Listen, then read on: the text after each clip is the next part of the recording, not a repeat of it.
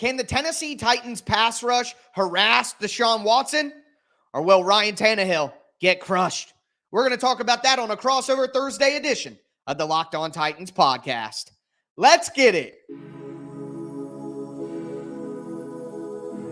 You are Locked On Titans, your daily Tennessee Titans podcast, part of the Locked On Podcast Network, your team every day.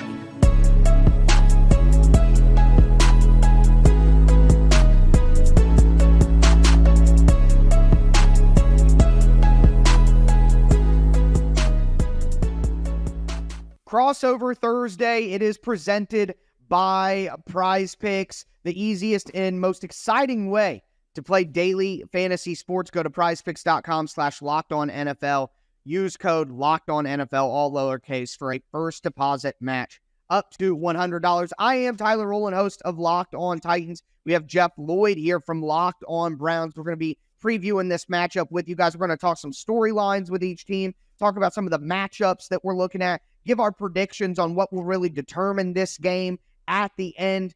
Before we dive into it, thank you guys for making Locked On Titans and Locked On Browns your first listen each and every day. Remember, every day, Monday through Friday, all year round, on all apps, always for free. Locked On Titans, Locked On Browns. Get subscribed, stay subscribed. It's your team every day. Jeff, your team played on Monday Night Football. Everybody kind of saw really the disaster that it was at points in times. I know there was a lot of good in there for the Browns as well, particularly that defense. We're going to talk a lot about the defenses in this game, but what's kind of the storyline right now? And I would imagine that it's what the offense maybe looks like without losing Nick Chubb. What's kind of the feeling right now in Cleveland?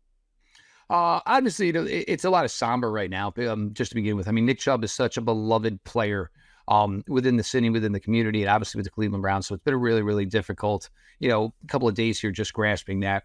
I think the signing of Kareem Hunt today, I like it, but yes, I also have my pause and hesitation because Kareem Hunt looked like a player who certainly lost a step last year, but came in, he's 10 pounds lighter. They said he looked really, really good. I don't expect him to come in here and be a major contributor, but the other two running backs on the Browns roster are second-year guys. So it's hard to say with a team that has these thoughts, these aspirations of what this team can do this year, that your running back room consists of two second-year players. Kareem comes in, he's got experience within the system. He's good in pass pro. He's always been a good receiver with this system. Hopefully this is a case where he can come in and maybe, just gel with the guys, be part of that running back room. But also the Browns get somebody coming into this locker room who they all liked, as they see somebody that they love so much, obviously leaving the locker room for the entire time. Yeah. But the whole thing for the Browns was going to be that this was going to be a team that was transitioning to being more of Deshaun Watson's team. More of this team, the offense was going to be on Deshaun Watson. It's obviously not gone that well through two games to this point, right. But this was the transition this team was in the midst of making anyway. There was a good chance Nick Chubb, unless he opted for a team-friendly contract, was not going to be with this team in 2024 anyway. So this team, this is all supposed to be kind of what the plan was. Of course, Nick was supposed to be a part of it. But, Deshaun's, it's simple. He's got to play better. There's just no way around it. The guy has to play better. I think the biggest surprise to this is how good the defense has been, how quickly it's been. Normally it takes a little time. But this defense, as soon as they started playing in the summer and then started playing in preseason games, and then week 1, week 2, they're a lights-out unit. I mean, your listeners, they obviously all know the capabilities of a guy like Jim Schwartz. But getting the players and everything gelling so quickly, it's been crazy to watch how successful they've been. This team defensively is giving up 7.5 points per game through 2 games. This is the NFL. You don't hear numbers like that. You don't really hear like SEC teams doing that to max schools. Can they contain it? Is it sustainable? Most likely not. But that's the level they're playing at through 2 games. And keeping in mind that there is so much newness on the defensive side.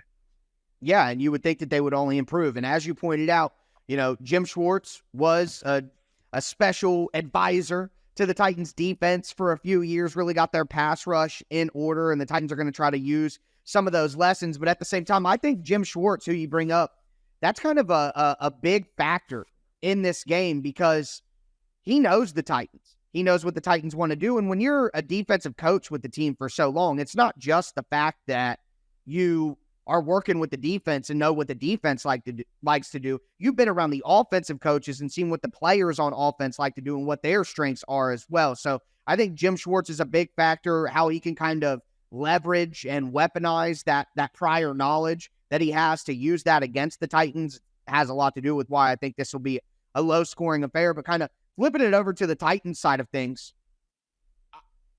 I think last week coming out of the game, it was all about, can Ryan Tannehill play better? Because Tannehill played so poorly in week 1. Can Tannehill get better?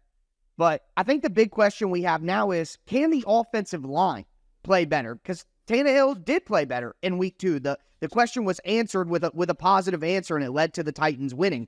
But the real question becomes, can this offensive line improve? They gave up 5 sacks last week. They regressed. Andre Dillard at left tackle has had issues. Aaron Brewer at center has had issues, and the Titans are going to be without their first-round pick and Peter Skoronski at left guard.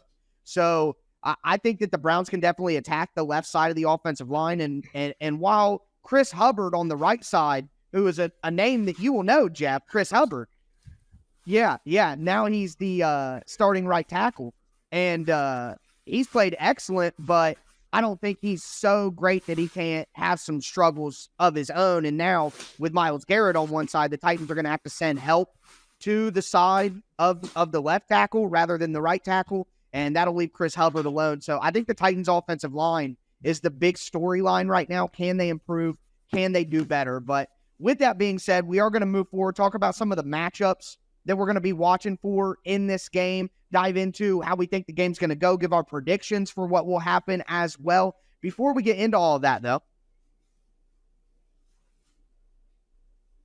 do want to let you guys know that today's episode is brought to you by Prize Picks, and every Crossover Thursday is brought to you by Prize Picks. Look, Prize Picks is daily fantasy sports made easy. All you got to do is play against the Prize Picks projection. So here's how it works. You pick a lineup of 2 to 6 players. All you do is you look at the projection. Patrick Mahomes, 2 touchdowns. Travis Kelce, 50 receiving yards. Justin Jefferson, 100 receiving yards. Lamar Jackson, 1 touchdown. You just pick players and say whether they're going to do more or less. And if you win, you can win up to 25 times your money this football season. Again, the most exciting and the easiest way to play daily fantasy sports. Go to prizepicks.com/LockedOnNFL or use code LockedOnNFL for a first deposit match up to $100. Again, prizepicks.com/LockedOnNFL. Use code LockedOnNFL for a first deposit match up to $100. It's Prize Picks, daily fantasy sports made easy. Also want to let you guys know that today's episode is brought to you by Jase Medical. Look, guys, everyone should be empowered to take care of themselves and their loved ones during the unexpected. That's why Jase Medical offers the Jase Case. The Jase Case provides 5 life-saving antibiotics for emergency use and gives you a peace of mind so that you're not just hoping to have access to medication in an emergency. Jase Medical makes sure you have the medication in hand. Jase Medical is simple. They handle everything from the online evaluation to licensed pharmacy, medication delivery, and ongoing consultation and care. Don't get caught unprepared. Save more than $360 by getting these life-saving antibiotics with Jase Medical, plus an additional $20 off by using the code LOCKEDON at checkout at jasemedical.com. That's JASE medical.com. Promo code LOCKEDON.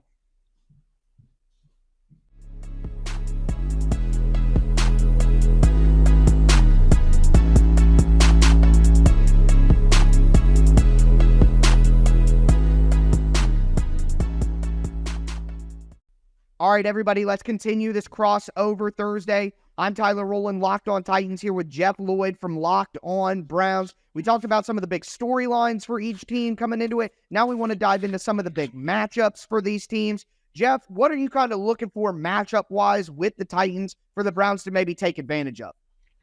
Well, first things first, I look at a player like Jeffrey Simmons, and look, it's going to be weird for the Browns because for so many years, the Cleveland Browns fans, myself, we just bought and sold custom, love turn around, hand it 24, and, pretty much likely, do it 20 times a game, you're going to get 100 yards on the ground. I don't think we know what to expect from Jerome Ford. And the thing is we don't know enough about Jerome Ford to know what the Cleveland Browns coaching staff says, hey, we think Jerome Ford prefers this. He runs better running this. So it could be a little bit of a, kind of a little bit of mystery to everybody because they're making this big transition from something that they have done for so many years. This is a team, for years have run a lot of wide zone. They were trying to dial down on that a little bit because, Deshaun Watson would prefer to play more from the shotgun, which means ideally you're going to play more inside zone. It just works better with, your quarterback at a gun. So that's something to keep an eye on because that's pretty standard in a lot of college football nowadays. And obviously pretty standard to what Jerome Ford did when he was at Cincinnati playing with Desmond Ridder. So that's certainly something to see how, Tennessee's going to basically come out here and a team, and these teams know each other pretty well, I would say. But it's going to be a whole different version of it. Obviously, Tennessee's not seeing this team with Deshaun Watson. They're seeing them now without Nick Chubb. So that's certainly something that's going to be a little different from that aspect. I think for the Browns, I think they know what the plan is, obviously, on Tennessee's part. Obviously run so you can throw, at least make it easier to throw by having people a little bit, more tired, a little bit more weary of, is it going to be another, Henry carry, or, oh no, here comes Spears, who's a pretty physical runner himself, but quicker, obviously, quicker input. So those are all things that are going to go into this. Treylon Burks with a big one last week. That's going to be, in my opinion, is going to be a really, really fun matchup because the Browns corners are a really, really good unit. Denzel Ward, Martin Emerson, Greg Newsome. There was like a little fluff, over the offseason, Greg Newsome basically saying, I'd rather not play nickel. But everybody at the end of the day, what do you want to do? You want to play for a successful team. And I think once Greg Newsome got into Jim Schwartz's system and looked around and saw all the name brand talent that he was playing with, it was like, well, heck, man, if you need me to fetch Gatorades, I'll go do that in between plays because I can kind of see where this is going. And obviously I'm only going to benefit from playing from a unit like this. But, again, for the Browns defense, it's going to be another test of, can you continue to do this? For the Browns offense, the Titans have given up 305 yards passing in their first two games. Cleveland is having a serious issue throwing the ball right now. So you would think this is either going to be a test, so to speak, of, okay, you did throw well, okay, good, or you can't throw well. This team has struggled against teams throwing on them the first 2 weeks, and we're still struggling. The biggest storyline right now, and as far as even matchup, it's Deshaun Watson, I think, against himself. I truly do, because he just needs to play better. He doesn't need to play like Patrick Mahomes. He doesn't need to play like Josh Allen.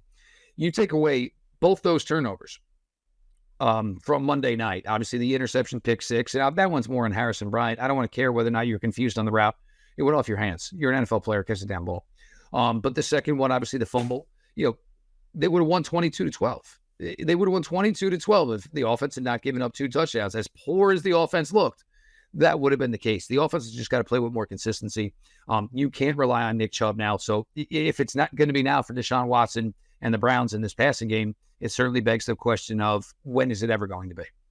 Yeah, no, I'm with you on that. One of the big matchups I'm looking at is that Titans secondary against the wide receivers of the Browns, because I think whereas the Titans played the Saints and then the Titans played the Chargers, I think those are more talented pass catching groups, especially now with Nick Chubb gone. I think those are more talented pass catchers than what the Browns are throwing out there. I like Amari Cooper. I think he's one of the best route runners in the NFL. I think he's a really good wide receiver, but Donovan Peoples-Jones hasn't really shown himself as anything, that I would really worry about compared to Michael Thomas or Mike Williams. I wouldn't put him in that category as a threat. I like what they do with Elijah Moore, and he's got great quickness, but the Titans have a good slot corner, Roger McCreary, who's been excellent early in his second year in the NFL. So I just don't think the Titans are as threatened, maybe, by the wide receiver group of the Browns as they were in the first 2 weeks, and that could lead to maybe the Browns throwing for less and it not being as easy as it was with those teams, because the Browns simply don't have the pass catchers that those two teams have. With that, I think if the Titans secondary does get beat by the Browns group, then it's an answer. It's, okay, this Titans secondary is just not going to be good enough. They can't get it together. Last week, they were missing two starters in safety Amani Hooker and starting number one cornerback Christian Fulton. Both those guys returned to practice on Wednesday, and there's hope that they'll play. So if the Titans do have their full complement of their starting secondary with the pass rush up front, which, like you said, with Titans fans will be aware of Myles Garrett and some of the guys up front. I'm sure Browns fans are aware of Jess Simmons and Danico Autry and some of the guys up front for the Titans. So really it's just about which secondary can kind of lock things down, and the Browns have a better secondary at cornerback. So I guess just how that all works out overall. And the secondaries will be asked to be physical in the run game. So it's going to be a huge game for secondary play, who can stop who when there isn't an elite group of pass catchers on the other side. And I got to go back to the pass rush and the offensive line. I mean, again, that was the big question, the storyline. Can the Titans offensive line improve?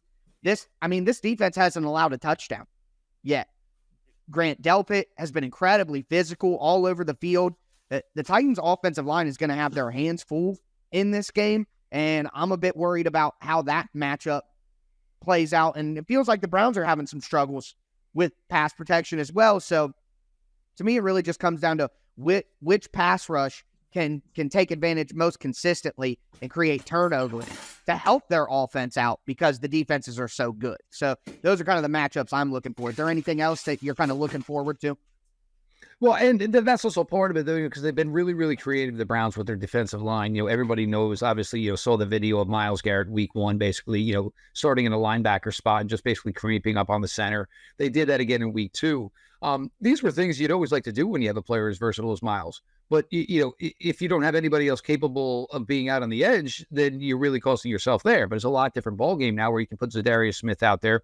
You can put Ogbo Okoronkwo out there, and you can basically say, hey, Myles, go figure it out. Just, wherever you want to go, just, shoot a gap. And, we have faith in you, to figure out what to do and, basically how to get it done.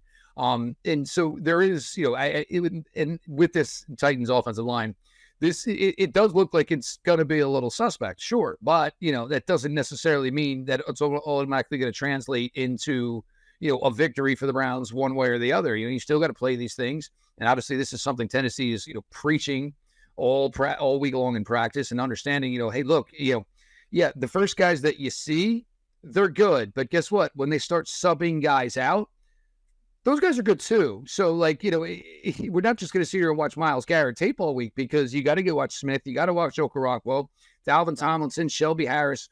They're very, very, very deep on that defensive line. It's been a lot of fun to see. I'm always normally an offensive guy, but, the defensive thing is what's selling right now. It's a really, really great thing to watch. And even, I've been saying it a couple times, the uniforms on Monday night, it was kind of hard to pick up the jersey numbers, but basically all you saw was a lot of flow of white and orange to the left, white and orange to the right. And, you've got 11 guys working in unison right now, because they have a lot of faith and belief in their defensive coordinator. And even when Jim got here, he said, coverage wise, I don't think I got to do much, because I kind of like the guys I have. Granted, it's going to get a little, he's going to have to, dig into a bag of tricks, as the weeks go on, of course, as the months go on. But right now, it's kind of a keep it simple, stupid approach.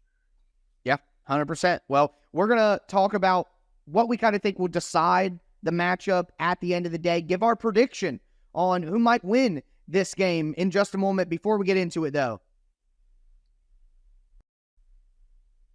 I do want to let you guys know that today's Crossover Thursday is brought to you by Bird Dogs. Look, I've been talking about Bird Dogs for a while. They're the most comfortable shorts that I owned all summer long. Every time I golfed, I had to wear my Bird Dogs. Now, it's a perfect time to put on the Bird Dogs joggers. The joggers are so comfortable. It's getting a little bit cooler, turning into fall. Give yourself some length there. Cover up those calves, everybody. Me and Jeff know, 2 guys from Ohio, used to this cold weather creeping in. Bird Dogs are perfect for that. And if you want to kind of clean up the look a little bit, Bird Dogs offers some khaki pants, which are incredibly comfortable as well. They have the sweat-wicking fabric. They're anti-stink. They keep you cool, keep you dry all day long. Look, guys, make sure that you go to birddogs.com/LockedOnNFL. Enter the promo code LockedOnNFL at checkout for a free Bird Dogs water bottle with your order. That's birddogs.com/LockedOnNFL for a free water bottle at checkout. You won't want to take your Bird Dogs off, and I can promise you that.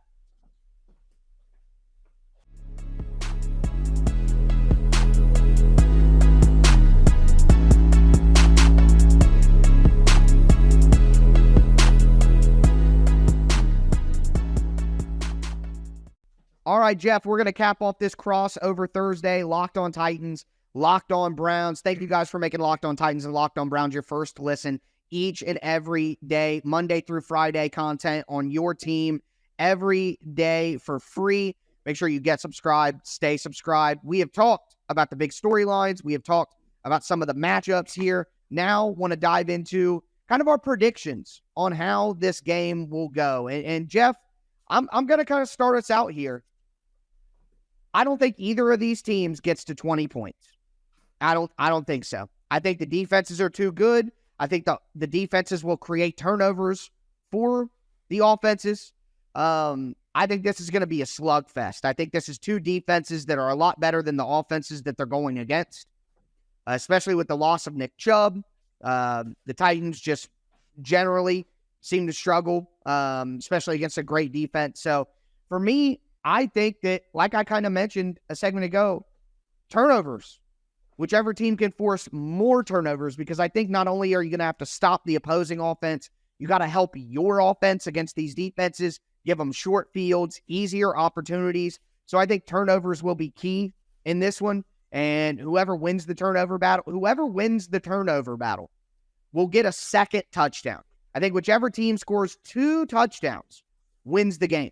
So I think the turnover battle will be the most important thing. Whoever wins it scores a second touchdown and wins the game. I actually am calling this one 17-16 Titans. When the last bit of pregame right before Monday night, they had Ryan Clark and he knew he was going to pick the Steelers, but, it was 3 out of 4 on the panel that picked the Steelers. And, I was certainly aggravated. But the reason was, they basically said, need it. That was their reasoning. They really felt the Steelers needed it. Look, after everything that's gone on for, the Browns, from Monday night going into this game, I think they need the win because number one, it's gonna soften the blow a little bit of knowing that, Nick Chubb ain't walking back in this locker room anytime soon, but it's also going to say, hey, we're going to be all right. And that's really, really, I think, a big thing this team needs right now. I think the Browns defensive line against, Tannehill and this Tennessee offensive line, it's probably the matchup that should determine the game. And it really should be because the Browns should just be able to get after it. The key to it will be, how does Tennessee run? Of course, that will be the biggest key to it because if they can be productive with the run, the Browns are not going to be able to be as aggressive going after the quarterback as they would like to be. Of course, the Browns hopefully can shut down the run. We'll see, how that works. But that should be the one. And, then that brings you into what you were talking about earlier. Where do the turnovers come from? Is it a strip sack? Are you forcing Tannehill to throw a ball earlier than he wants to throw it? Is he throwing a ball later than he should be throwing it? And I think that's, if the Browns win, it should because this defensive line, made a lot of hay here. If we're going to do the whole score prediction thing, I think we see 20. I don't think we blow past 20. And weather's certainly a possibility of maybe a little bit of a wet track on Sunday. But if you wanted to go, maybe 2017, I think Cleveland's going to get this one. And they desperately need it because the next 2 on the docket for them is Baltimore and then it's San Francisco afterwards. And it was weird because once they won week 1, it was like, all right, wow, they can make some hay in this tough beginning stretch. Yeah. And then now after losing to Pittsburgh and losing Nick Chubb, it's more of a, but, they really need it. And, you want to believe that, in a situation like this with a player like Nick, there's going to be a rallying cry and everybody's basically going to get together and, play harder, play more together, which they've been doing at this point anyway. But right. At least that's my 2 cents. We'll see what it holds, any water it holds on Sunday. Right. Like our predictions will affect the game. But no, that all makes sense. And obviously when Derrick Henry went down for the Titans in 2021 in the middle of the year, that was the exact same sales pitch that, I was saying too. And the Titans ended up kind of having the similar rushing production without Henry and going on to go 12-5 and get the number 1 seed. So I guess Browns fans, step off the ledge. It's not quite over yet, but I definitely understand that Nick Chubb is a big part of the team, and the Titans are certainly going to have a better chance of winning because Nick Chubb isn't there. So a lot on the line for both teams right now with tough situations, and we'll see which team is able to pull it out on Sunday. But make sure that you tune back into Locked On Browns and Locked On Titans on Friday We're going to have our game plan episodes, go over our final thoughts here on what we think is going to happen in this matchup. Obviously, we'll be recapping the games on Sunday and everything like that, so make sure that you get subscribed and stay subscribed. It's your team every day. But that's going to do it for another successful crossover Thursday. For Jeff Lloyd from Locked On Browns, I'm Tyler Rowland from Locked On Titans. Enjoy the game, everybody.